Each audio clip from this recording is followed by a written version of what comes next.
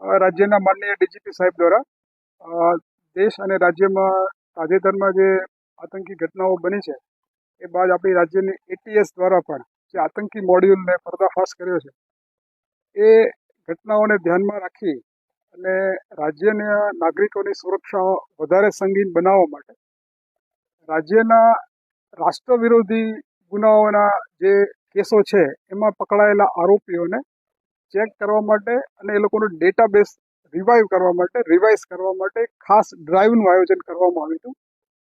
એ અનુસંધાને આજે વાવ થરાદ જિલ્લામાં થરાદ પોલીસ સ્ટેશન છે એમાં રાષ્ટ્ર વિરોધી જે ગુનાઓમાં પકડાયેલા છે એવા આરોપીઓ એનું આજે અમે લોકોએ ઇન્ટ્રોગેશન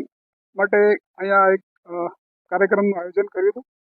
આ રાષ્ટ્રવિધિ વિરોધી ગુનાઓમાં એવા આરોપીઓ કે જે દાખલા તરીકે હથિયારોની ગેરકાયદેસર તસ્કરી,